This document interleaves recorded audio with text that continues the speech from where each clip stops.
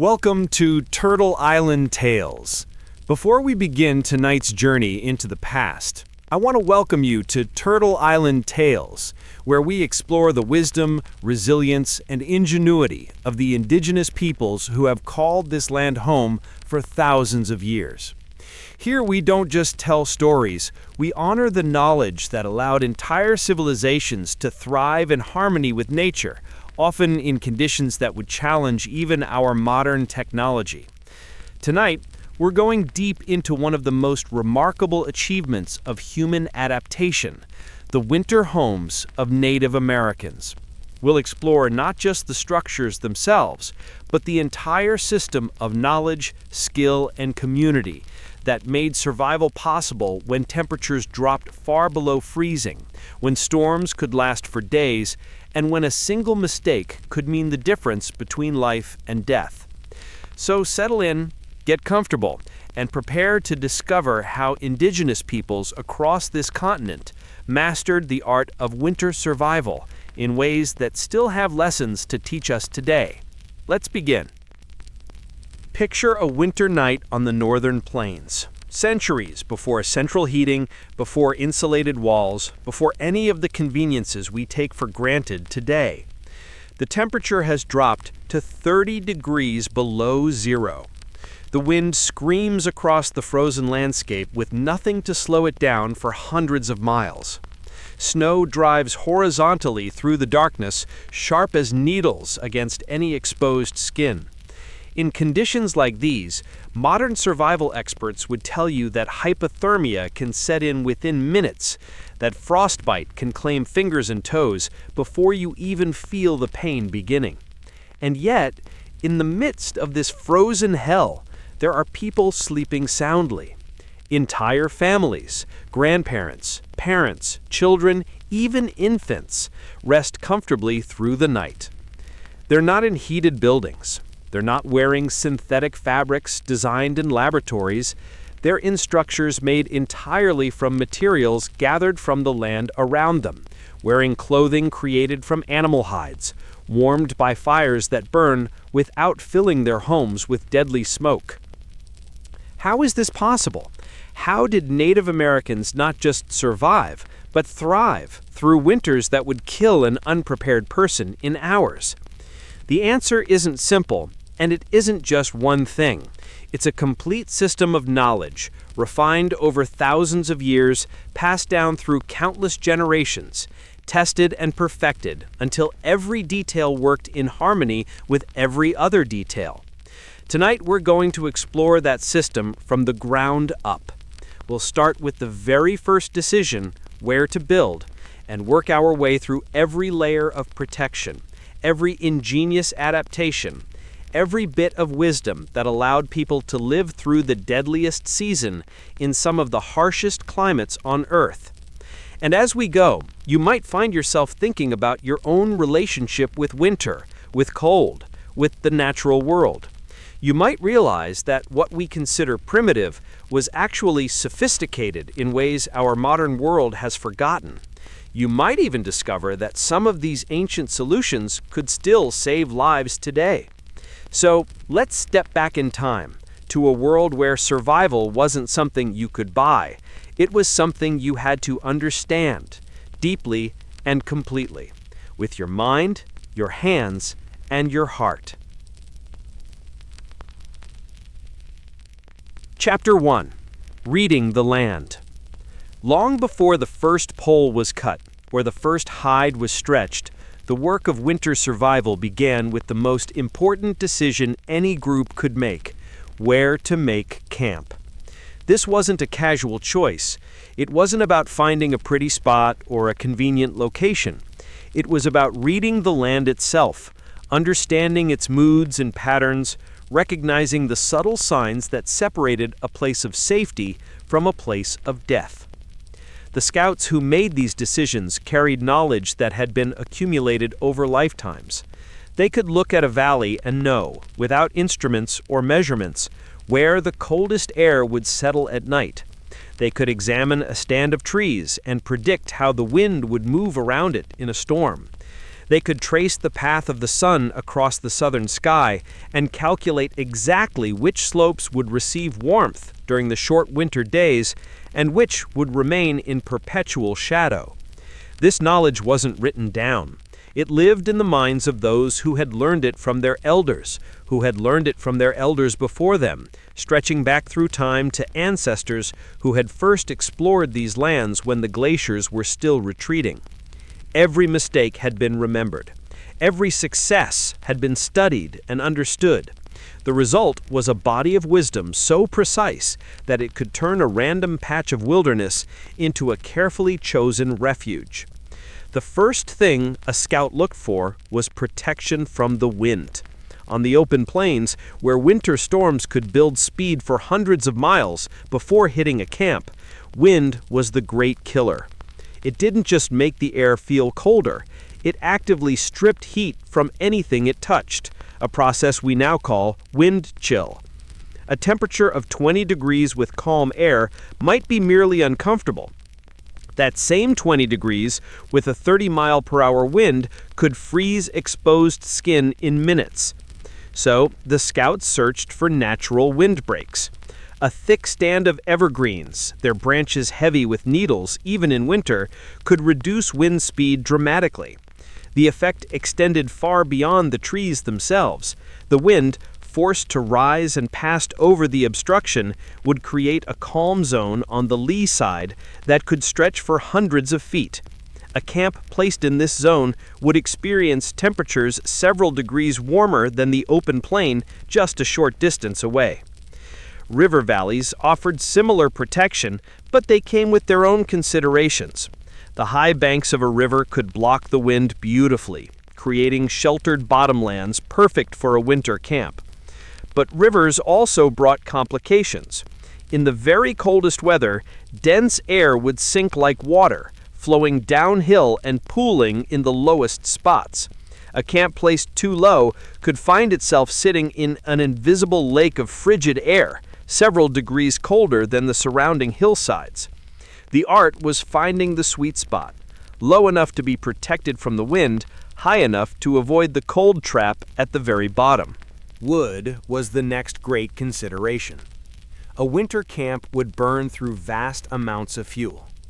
A single family tending their fire day and night might consume the equivalent of several full-grown trees over the course of a long winter. This wasn't waste, it was survival. The fire provided heat, light, a way to cook food, a means to melt snow for water, and a center around which the social life of the camp revolved. The scouts looked for areas where dead wood was abundant. Standing dead trees, their bark fallen away to reveal gray wood underneath, were prime fuel. They were usually dry enough to burn cleanly, producing steady heat with minimal smoke. Fallen branches, if they hadn't been lying on the damp ground too long, could be broken up and burned without processing. Near rivers, driftwood accumulated in piles that could supply a camp for weeks. But the presence of wood wasn't enough on its own. The scouts also had to consider how easily it could be gathered in deep snow, in storms, in the dark winter nights that could last 16 hours or more. A camp with excellent fuel sources a mile away was worse than useless. It was dangerous, because the effort of reaching that wood in bad weather could be deadly. The land itself spoke to those who knew how to listen. Animal trails crossing the area told the scouts where game was likely to be found, crucial information for a people who would need fresh meat throughout the winter. But the animals' choices also revealed safe routes through the landscape, paths that avoided deep snowdrifts and dangerous terrain. In many cases, the same routes that elk or deer used to move through winter landscapes were the routes humans would follow. The vegetation told stories too. Certain plants grew only where the soil drained well. Others appeared where underground water was close to the surface. The density and health of trees indicated how much sunlight an area received, how protected it was from storms, how rich the soil might be. A scout could read all of this at a glance, the same way you might read words on a page, extracting meaning from patterns that an untrained eye would miss completely. Snow itself was not just an obstacle, but a tool in the right hands. The scouts understood that snow could insulate as well as threaten. They looked for areas where natural snow accumulation would work in their favor. Drifts that would build up against the north side of ridges, creating additional wind barriers. Slight depressions where snow would accumulate just enough to provide insulation without making movement impossible. The southern exposure was particularly valued. A campsite that faced south would receive maximum sunlight during the short winter days.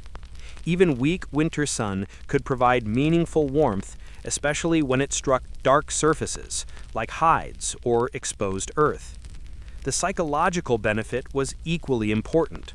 Long winters were as much a test of the spirit as of the body, and being able to see and feel the sun, even briefly, could make an enormous difference in morale. Drainage was crucial in ways that might not be immediately obvious.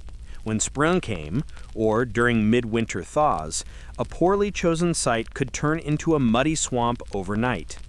Meltwater needed somewhere to go, and if that somewhere was through the middle of a camp, the result would be wet bedding, contaminated food stores, and miserable conditions.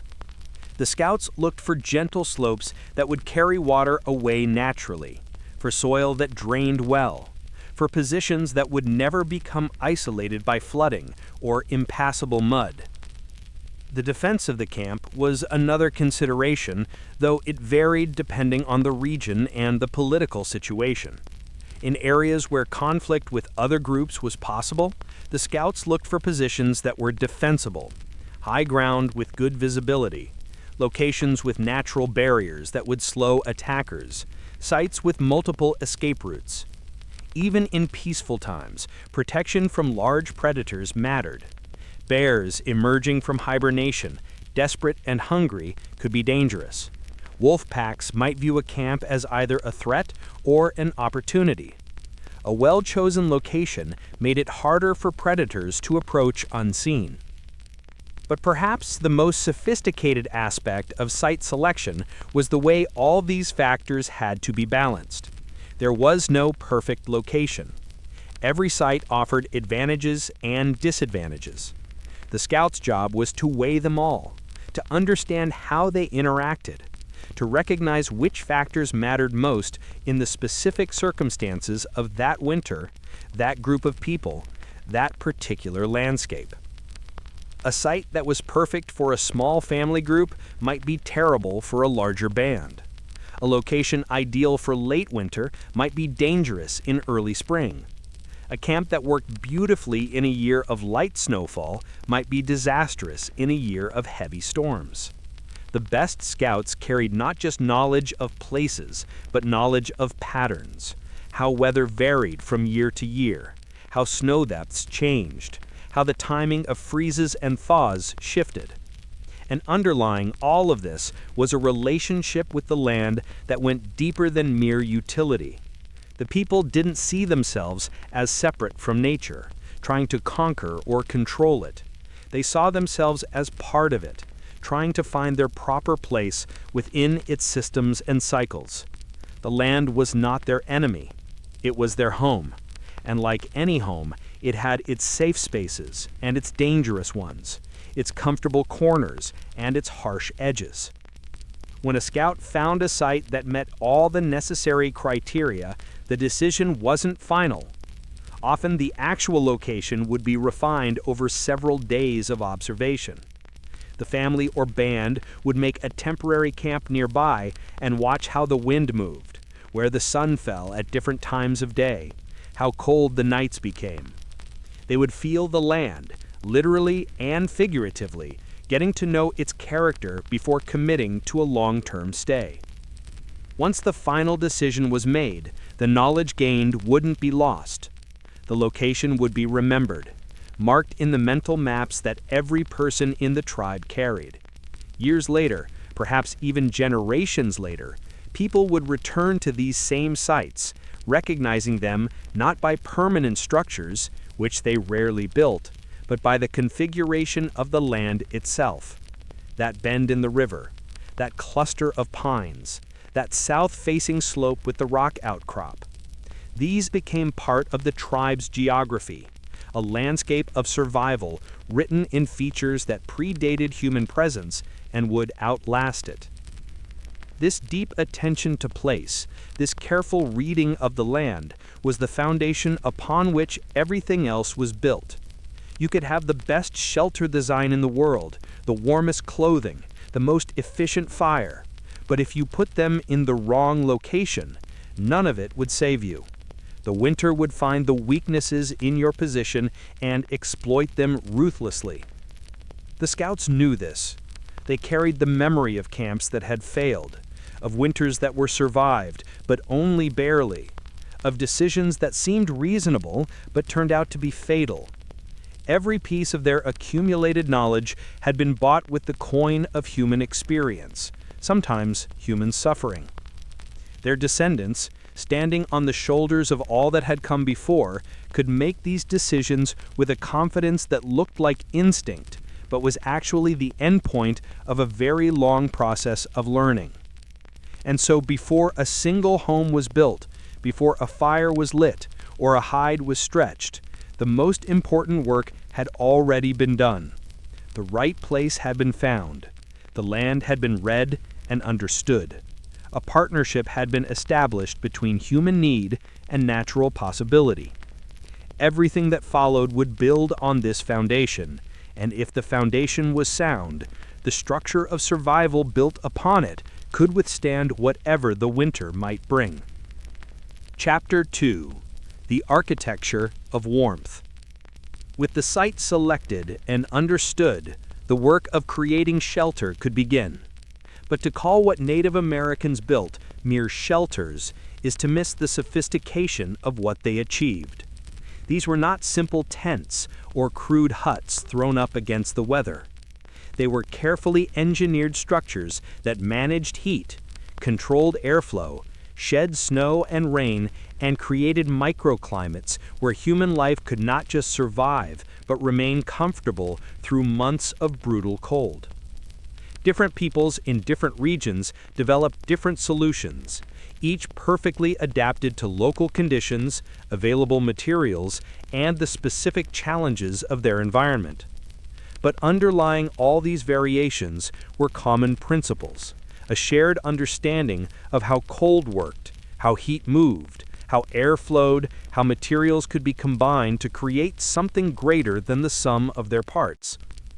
Let's start with perhaps the most iconic winter dwelling, the plains tipi, that conical structure of poles and hides that has become one of the most recognizable symbols of Native American culture. But the tipi you might have seen in movies or pictures is often a pale imitation of the real thing, missing the details that made it such a remarkable. But the tipi you might have seen in movies or pictures is often a pale imitation of the real thing, missing the details that made it such a remarkable piece of thorough engineering. The basic structure was deceptively simple, a framework of long wooden poles arranged in a cone and tied together at the top, covered with carefully prepared buffalo hides. But every aspect of this design served multiple purposes, and the real genius lay in how all the parts worked together. The poles themselves were usually lodgepole pine, chosen for specific properties.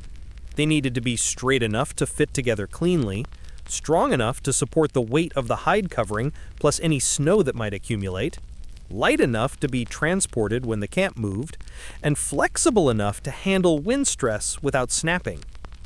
Trees meeting all these criteria didn't grow just anywhere, and tribes that lived in regions without suitable wood would travel long distances or trade extensively to obtain proper poles. The number of poles varied depending on the size of the teepee, but a typical winter dwelling might use 15 to 20 main poles, each 15 to 20 feet long.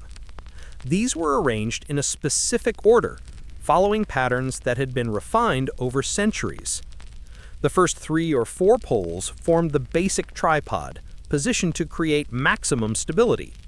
Additional poles were then laid into the gaps, building up a cone that was perfectly circular at the base. The angle of this cone was crucial. Too steep, and the interior volume would be reduced, making it harder to heat efficiently. Too shallow, and snow would accumulate on the covering, adding dangerous weight. The traditional angle, somewhere around 60 degrees from horizontal, represented an optimal balance. Snow would slide off gradually, the interior provided good headroom for people standing near the center, and the shape naturally directed rising hot air toward the peak, where it was needed most. The hide covering was where the real sophistication began. A winter teepee might use anywhere from 12 to 20 buffalo hides, each one representing hours of careful processing. These weren't raw skins. They were tanned, smoked, and prepared specifically for this use. The tanning process made them supple and strong. The smoking made them more resistant to water, preventing rain or melting snow from soaking through. The careful trimming and shaping allowed them to fit together with minimal gaps. These hides were sewn together into a single large covering, roughly semicircular in shape. When wrapped around the pole framework, this created a complete shelter with a single seam up the front, which could be pinned closed from inside. At the very top, a circular opening was left. This was the smoke hole, absolutely critical to the teepee's function. But here's where most people's understanding of the teepee stops, and where the real magic begins. The outer hide covering didn't reach the ground. It stopped several inches short, leaving a gap all the way around the base of the structure. To anyone seeing this for the first time, it might look like a design flaw, like the builders had run out of material or made a mistake.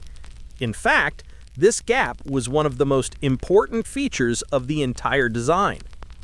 Inside, suspended from the pole framework, was a second covering, a liner that hung down from about head height all the way to the ground. This liner did touch the ground, creating a complete seal around the interior space.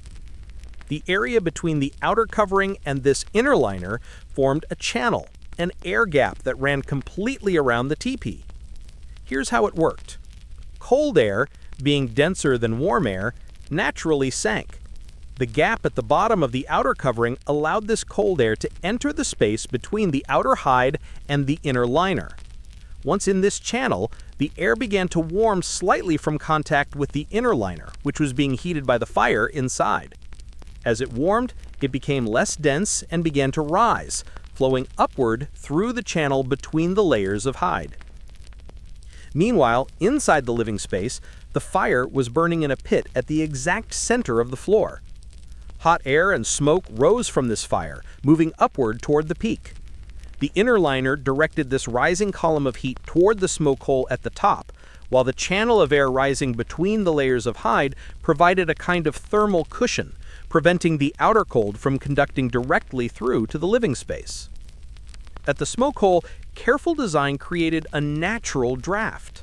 The rising hot air from inside, meeting the rising warm air from the channel, combined to create an upward flow that drew smoke out efficiently.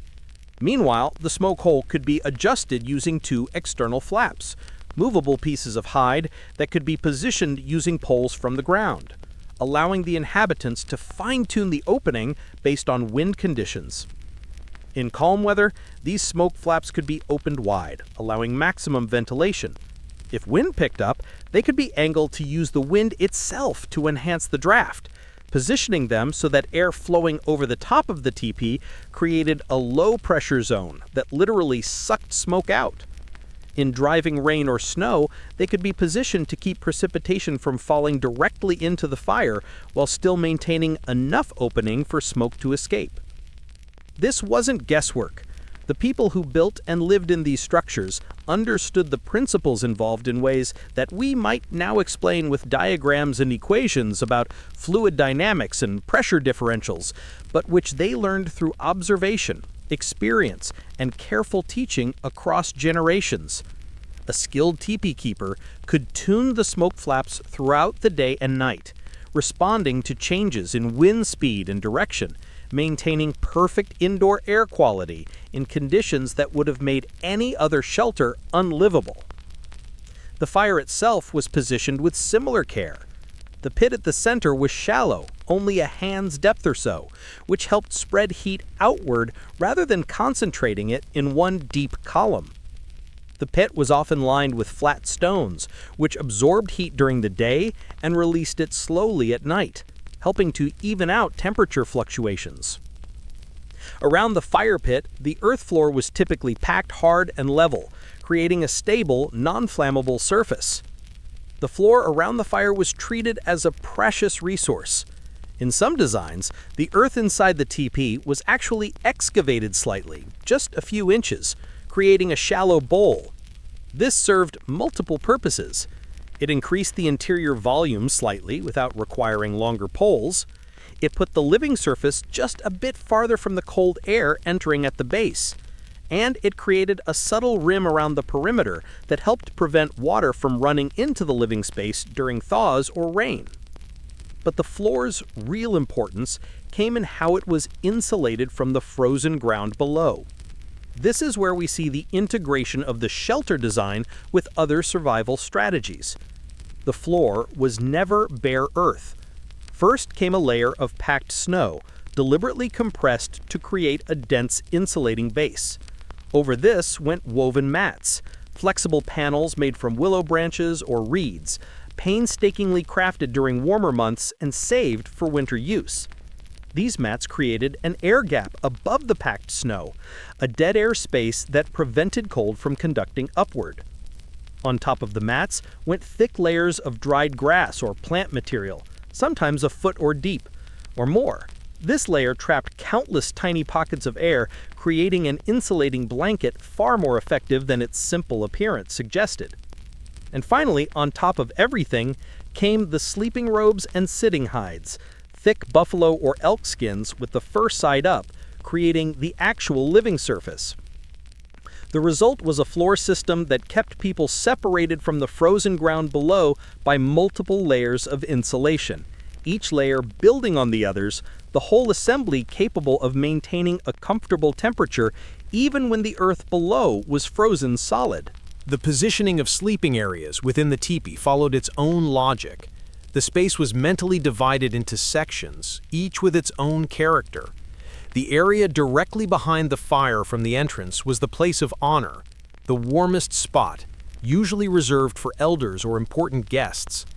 The area to the left and right of the fire, following the curve of the walls, was where the family slept, with careful attention to who went where.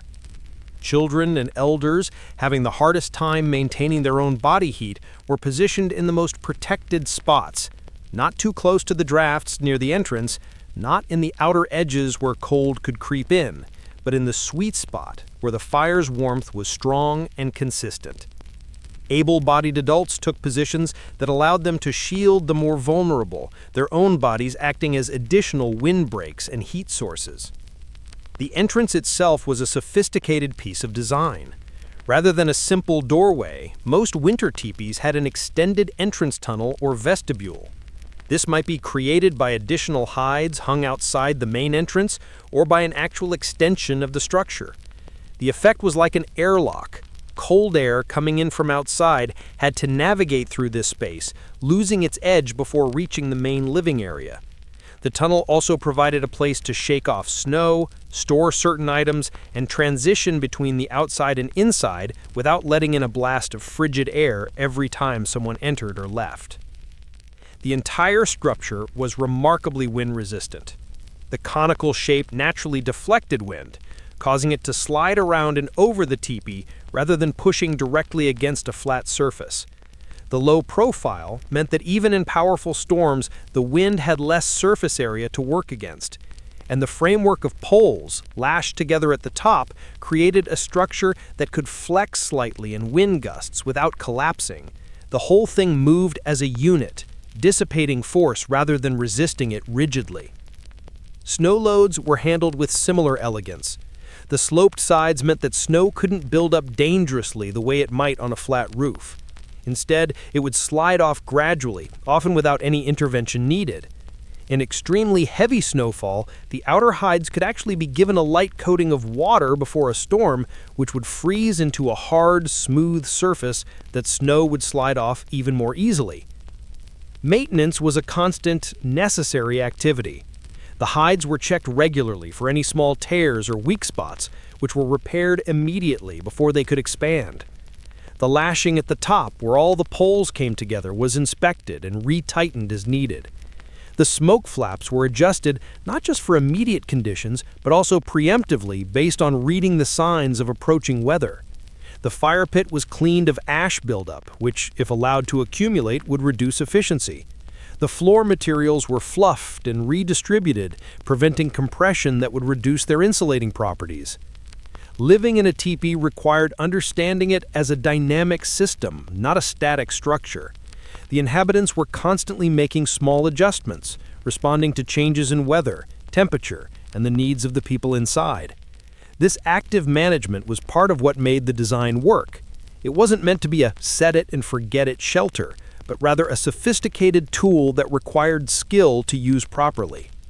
And yet, despite all this attention and care, or perhaps because of it, the teepee could provide remarkable comfort. In the depths of winter, with temperatures far below zero outside and wind that could strip flesh from bone, the inside of a well-managed teepee could be warm enough that people wore light clothing, comfortable enough that children could play, secure enough that everyone could sleep deeply through the night. But the plains teepee was far from the only solution Native Americans developed for winter living. In the forests and woodlands of the Northeast, different materials and different challenges led to different designs, each with its own particular genius. The wigwam, dome-shaped structures built by Algonquian peoples and others, represented a completely different architectural approach. While the teepee was designed for mobility, quick to set up and take down, the wigwam was built for a longer stay in one location. While the teepee relied on tall, straight poles and large hide coverings, the wigwam used the natural flexibility of saplings and the waterproof properties of bark. The frame began with long, thin saplings, typically birch, willow, or whatever young hardwoods were locally abundant.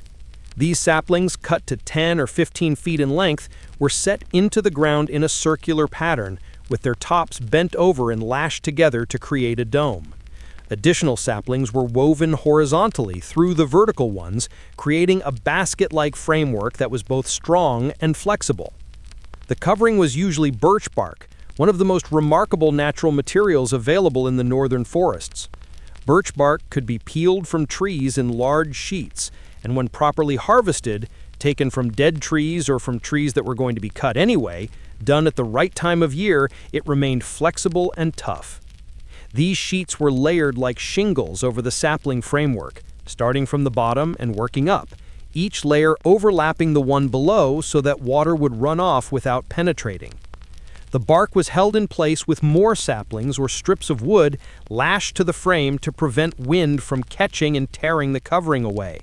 In some designs, woven mats made from cattail reeds or other plant material were used either instead of or in addition to the bark, providing additional insulation. Like the teepee, the wigwam had a smoke hole at the top, positioned over a central fire pit, but the dome shape created different airflow patterns. Instead of a strong vertical draft, the wigwam's fire created a more gentle circulation, with warm air spreading out along the curved ceiling before eventually making its way to the smoke hole. This meant that the heat was distributed more evenly throughout the space, though it also meant that managing smoke required a bit more care. The low, rounded shape of the wigwam had advantages and disadvantages. It was excellent at shedding wind and snow, and the dome created maximum interior volume for the amount of material used. However, the shorter walls meant less headroom, except at the very center, so activities had to be planned around the geometry of the space. For winter, wigwams were often enhanced in several ways. Additional layers of bark or mats could be added over the main structure, creating dead air spaces similar to the teepee's liner system. Snow could be piled around the base, creating an insulating bank that blocked drafts and added an extra layer of protection. Inside, the floor was insulated in much the same way as in a teepee. Mats, dried grass, and hides creating a warm surface elevated above the frozen ground. Some wigwam designs incorporated a small vestibule entrance, similar to the teepee's tunnel, though others simply used a hide flap that could be dropped over the doorway from inside. The trade-off was between ease of access and heat retention, and different groups in different conditions made different choices. In particularly harsh conditions, multiple families might build their wigwams close together, sometimes even connecting them with covered passages. This created a kind of compound where people could move between dwellings without facing the full force of the weather, and where the heat from multiple fires created an overall warmer environment for the entire cluster. Moving west to the southwest, the landscape and climate were different again, and so were the architectural solutions. The Navajo hogan, for instance, represented yet another approach to winter housing, one that emphasized mass and insulation over portability. Traditional hogans were built with a framework of logs, often set into the ground for stability. These logs formed a conical or dome-shaped frame, similar in some ways to a wigwam, but much more substantial. The spaces between the logs were then filled with smaller branches, bark, grass, and finally covered with earth, sometimes several inches thick. This earth covering was the key to the hogan's thermal performance. Earth has what engineers call thermal mass. It takes a lot of energy to change its temperature, either warming it up or cooling it down. During the day, when the winter sun was shining, the earth coating would slowly absorb heat. At night, as temperatures plummeted, that stored heat would slowly radiate back into the hogan, helping to keep the interior temperature stable. The thick walls also provided excellent insulation, trapping air in all the small gaps between the branches and logs. And because the structure was much more solid than a teepee or wigwam, it could support a more substantial fire and handle rougher weather with less active management. Hogans were oriented with careful attention to solar gain. The door always faced east, greeting the morning sun, a practice that had both practical and spiritual significance. During winter, when the sun's arc across the sky was lower, this orientation meant that sunlight could penetrate deep into the hogan during the day, providing both light and warmth. The floor of a hogan was typically hard-packed earth, sometimes with a slight depression in the center for the fire. Because the walls were earth-covered and the structure was partially underground in many cases, the floor was naturally insulated by the surrounding earth, which even in winter maintained a more moderate temperature than the air above. In the far north, where winters were beyond brutal and timber resources were limited or absent entirely, the Inuit peoples developed perhaps the most ingenious solution of all, the igloo, a structure made entirely from the thing that seemed most threatening, snow itself. The physics of an igloo are remarkable. Snow is full of tiny air pockets, and air is an excellent insulator when it's not moving. A block of compacted snow can have insulating properties similar to wood. When you stack these blocks into a dome, you create a structure whose walls are preventing heat loss not by stopping cold, but by trapping layers of still air. Building an igloo required profound understanding of snow itself. Not all snow could be used. The builder needed wind-packed snow, the kind created when wind compacts fallen snow into a dense, uniform layer. This snow could be cut into blocks that held their shape, were strong enough to support weight, yet could be trimmed and shaped with bone or ivory tools. The dome shape was critical.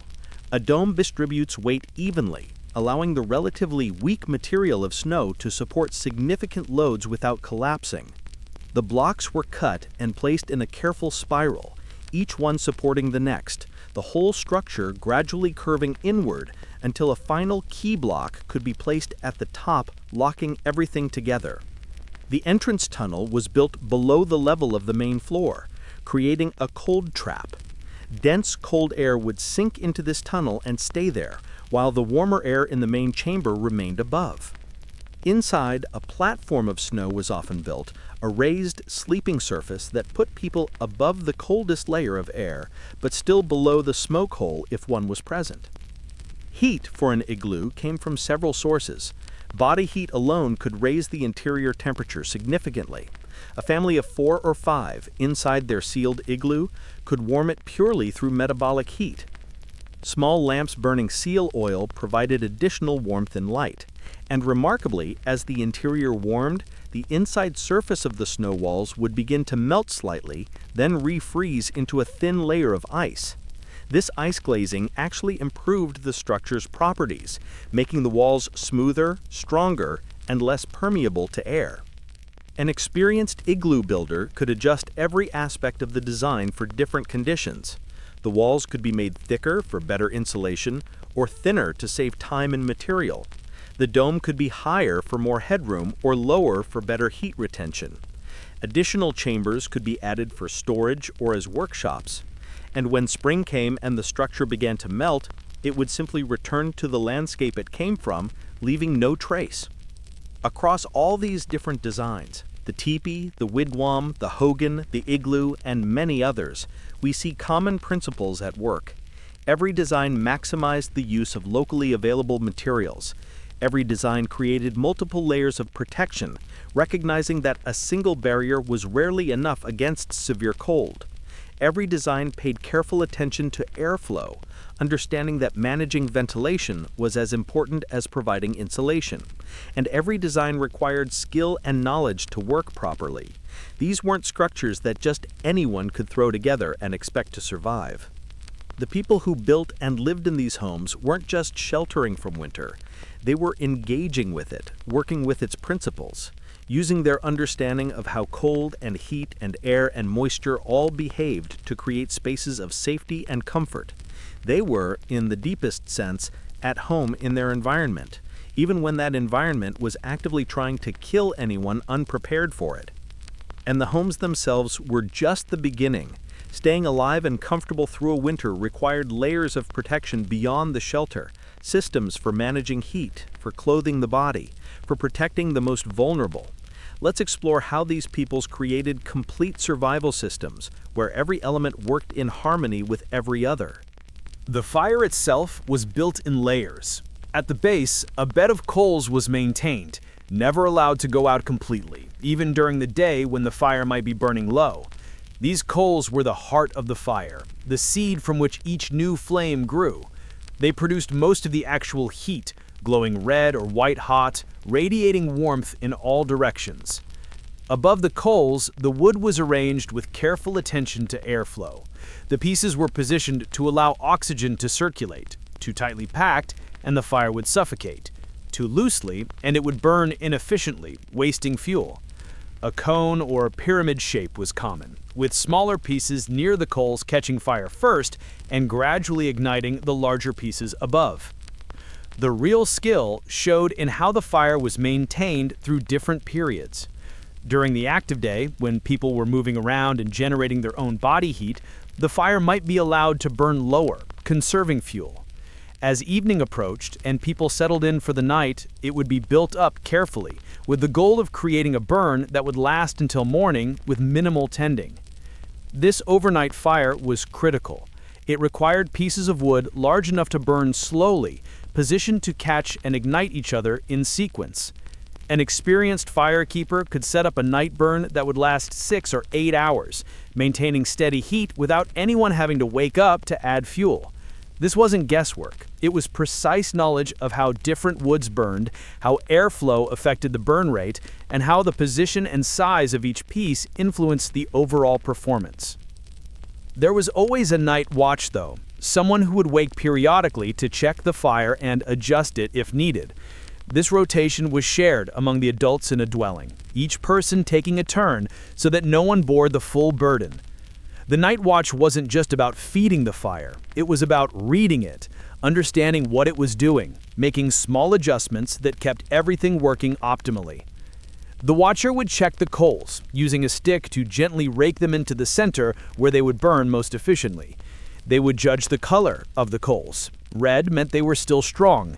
Gray meant they needed more fuel. They would add wood if needed, choosing pieces that matched the current state of the fire. Smaller if it was burning low and needed to be built back up, larger if it was burning well and just needed to be sustained. Smoke management was equally crucial. Too much smoke and the interior of the dwelling would become unlivable, eyes streaming, throats burning, lungs struggling. But smoke wasn't just an inconvenience, it was dangerous. Breathing heavy smoke for extended periods could cause serious health problems and in severe cases could even be deadly. The key was creating complete combustion. When wood burns efficiently with enough oxygen, it produces relatively little smoke. Most of the wood is converted into heat, light, and carbon dioxide, with only small amounts of visible smoke. Inefficient burning, where there isn't enough oxygen or the fuel is too wet, produces large amounts of smoke filled with unburned particles and toxic compounds. This is where the dwelling's ventilation design became critical. The smoke hole at the top of a teepee or wigwam wasn't just a hole, it was a carefully sized and positioned opening that created a draft. Hot air and smoke rose naturally, drawn upward by their buoyancy. The smoke hole allowed them to escape, while the lower opening around the dwelling's base allowed fresh air to enter, feeding the fire with the oxygen it needed for clean burning. The balance was delicate. Too large an opening at the top and heat would escape too quickly, making it impossible to keep the dwelling warm. Too small and smoke would build up dangerously. The smoke flaps on a teepee allowed continuous adjustment, fine-tuning the system in response to changing wind conditions, varying fire intensity, and different weather patterns. In wind, the system became even more sophisticated. Strong wind blowing across the top of a dwelling would create a low-pressure area, actually sucking smoke out more effectively, a principle we now call the Venturi effect. By adjusting the smoke flaps, the inhabitants could harness this effect, positioning them so that wind helped clear smoke instead of forcing it back down into the living space. On still, cold nights, when there was no wind to help, the pure convection of hot air rising had to do all the work. This is when fire management was most critical. The fire had to burn hot enough to create a strong upward draft, but not so hot that it consumed fuel wastefully. It was a balance that required constant attention and deep understanding. Some dwellings incorporated additional clever features for heat management. In some teepee designs, a narrow trench might be dug from outside the dwelling to the fire pit, creating a low air channel. Cold air entering through this channel would flow along the ground, entering the fire from below. This concentrated the fresh air right where it was needed, helping the fire burn more efficiently while minimizing cold drafts across the living space.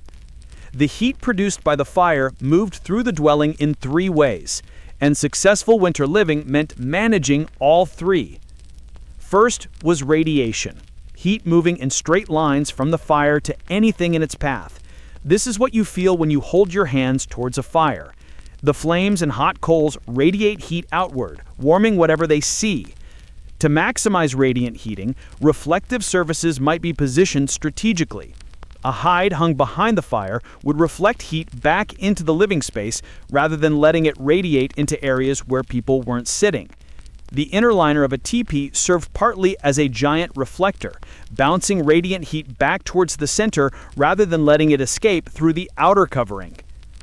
Second was convection, heat moving through air currents. Hot air rising from the fire would spread out along the curved ceiling of a dome-shaped dwelling, creating a layer of warm air above the inhabitants. As this air cooled, it would sink back down along the walls, creating a gentle circulation that distributed heat throughout the space. The shape of the dwelling influenced these convection patterns, and experienced builders understood how different shapes would affect heat distribution. Third was conduction, heat moving through direct contact with materials. This is why the floor insulation was so important. Without it, heat would conduct from people's bodies directly into the frozen ground, draining warmth faster than the fire could replace it. But conduction could also be used beneficially. Those heated stone beds lining the fire pit conducted heat inward, warming the earth around them, which then radiated that heat back slowly over hours. Some groups took this principle further with heated stone beds. Large flat stones would be placed near the fire for hours, soaking up heat until they were warm throughout. Then they would be moved to sleeping areas, placed under layers of hide and furs where they would radiate warmth for much of the night. This extended the fire's heating effect without requiring the fire itself to burn hotter or longer. Water and moisture management was another critical aspect of heat control that's often overlooked. As the fire warmed the interior of a dwelling, any moisture in the air would be driven out through ventilation. This was generally good. Dry air feels warmer than humid air at the same temperature. But it created challenges too. Dry air could crack skin and make breathing uncomfortable. It could dry out hides and furs, making them stiff and less effective as insulation. The solution was careful balance. Some moisture was acceptable, even beneficial. A pot of water kept near the fire would evaporate slowly, adding humidity to the air without making it damp. Hides and furs were checked regularly. If they felt too dry, they might be taken outside briefly where the cold air usually held more moisture, then brought back in. If they felt damp, they would be positioned near the fire to dry out gently. Condensation was the real enemy. When warm, moist air touched a cold surface, like the inside of a hide covering on a bitter night, water would condense out. This could make the covering wet, reducing its insulating properties and potentially leading to ice formation. The liner system in a teepee helped prevent this by keeping the inner surface relatively warm, above the dew point where condensation would form. Food preparation and cooking were integrated into the heat management system. A pot of stew simmering near the fire served multiple purposes.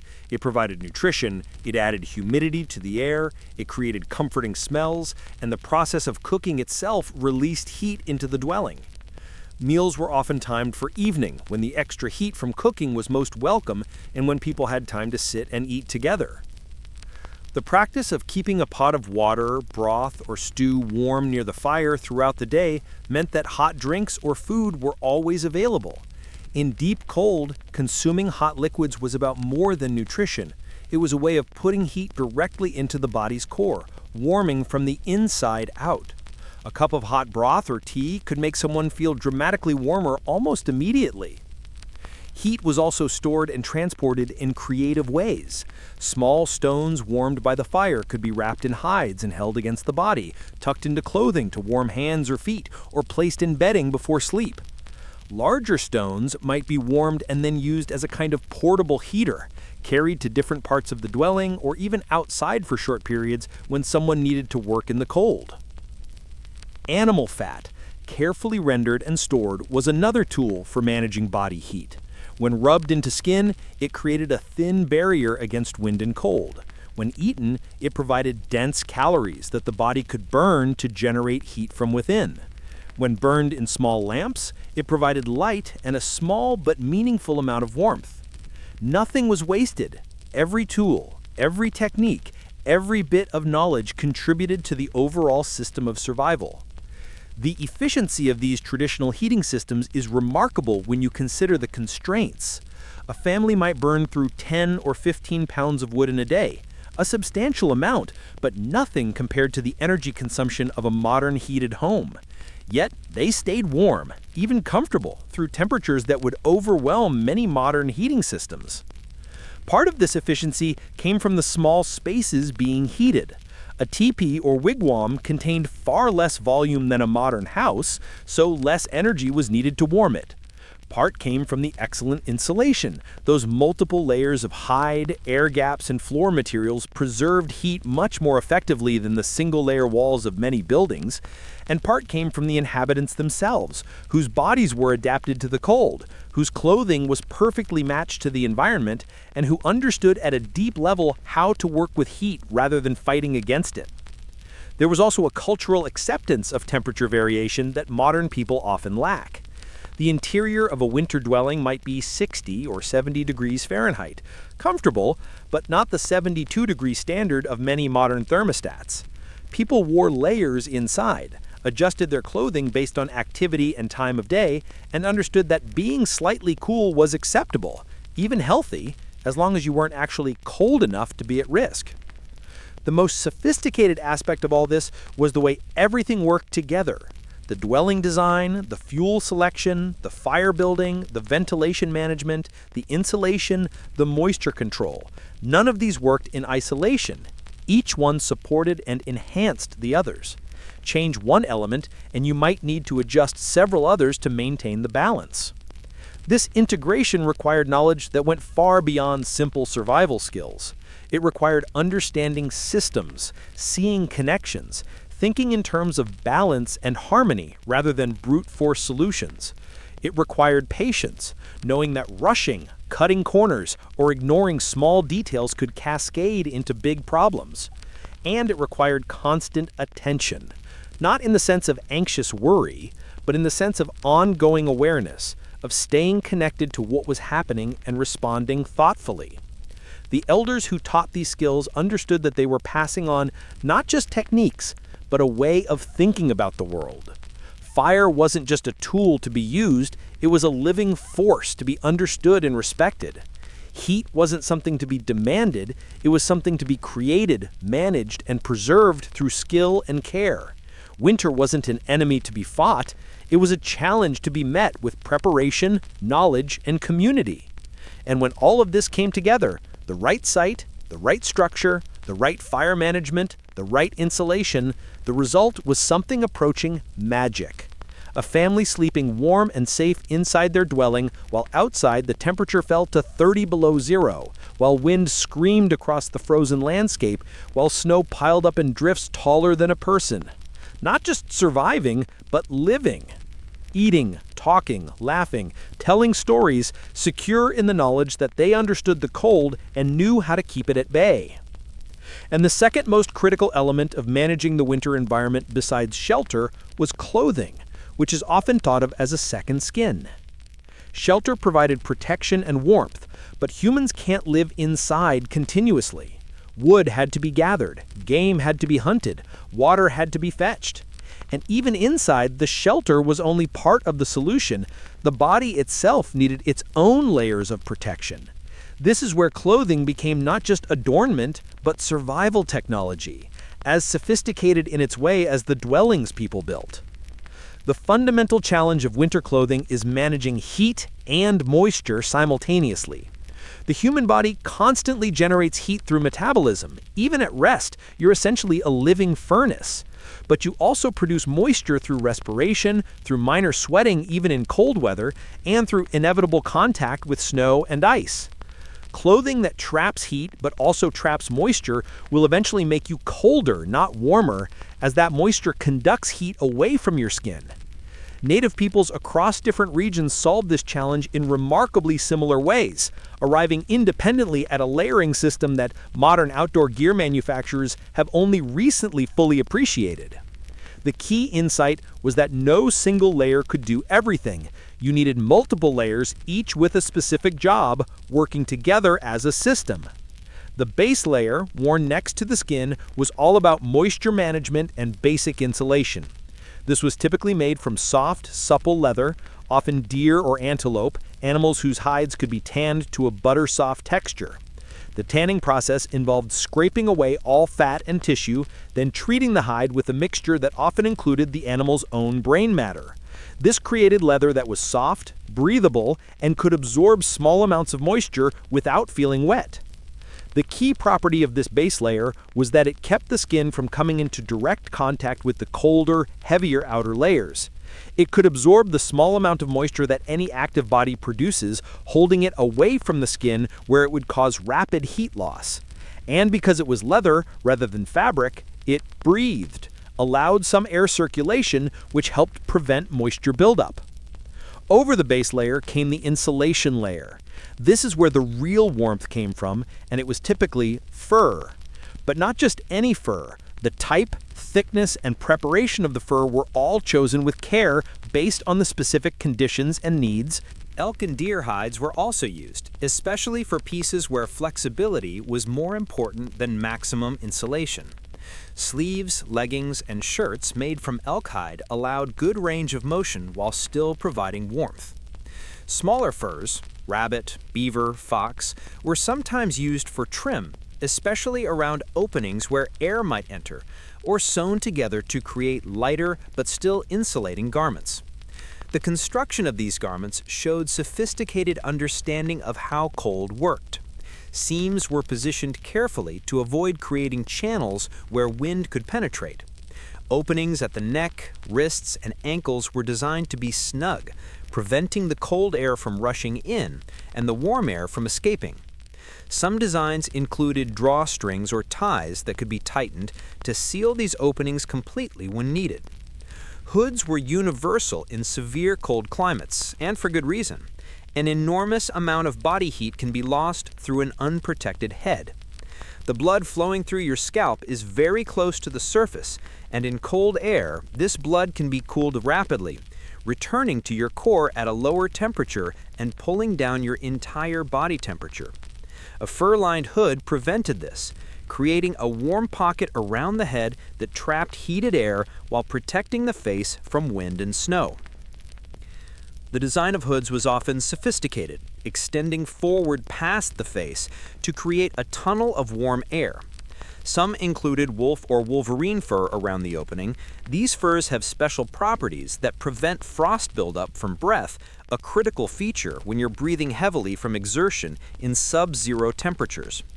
Regular fur can become encrusted with ice from frozen breath, but wolverine fur seems to shed this frost, staying dry and maintaining its insulating properties. Mittens rather than gloves were the standard for the coldest weather, and again this reflects deep understanding of how the body works. Fingers generate heat, and when they're touching each other inside a mitten, they can share that heat, keeping each other warm.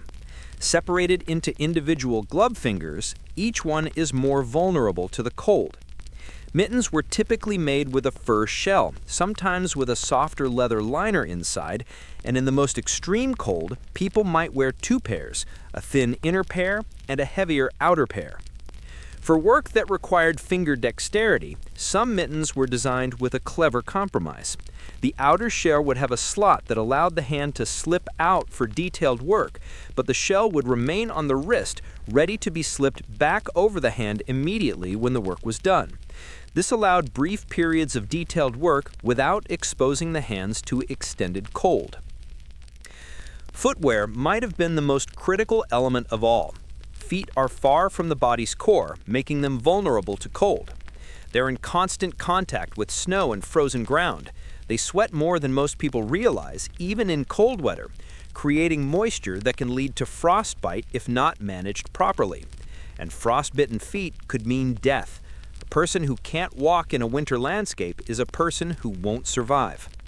The moccasin, in its many variations, was a solution refined over thousands of years. The basic design was simple: a piece of leather, often a single piece, folded and sewn to create a shoe that wrapped the entire foot. But the simplicity was deceptive. The fit had to be perfect. Snug enough to prevent snow from entering, loose enough to allow blood circulation, and to accommodate the insulating layers inside. For winter, moccasins became a layering system of their own. The innermost layer might be a soft, thin moccasin worn directly on the foot, often with the fur side turned inward. This created a warm, comfortable surface against the skin.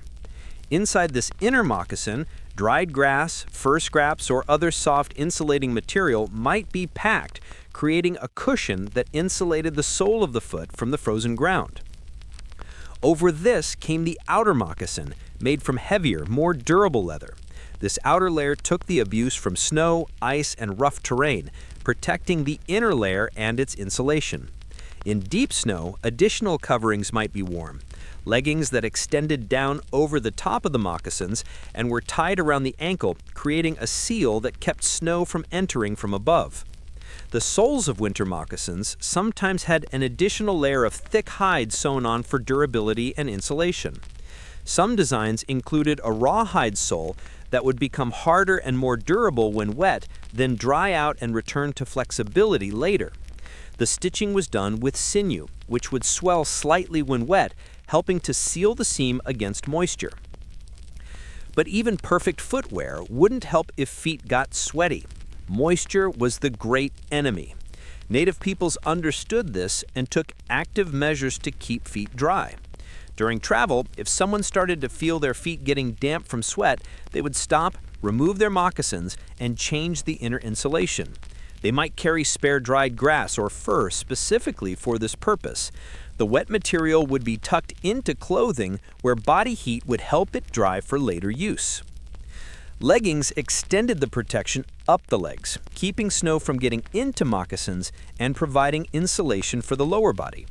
These were often made from the leg portion of elk or deer hides, with the natural shape of the animal leg lending itself to the shape of a human leg.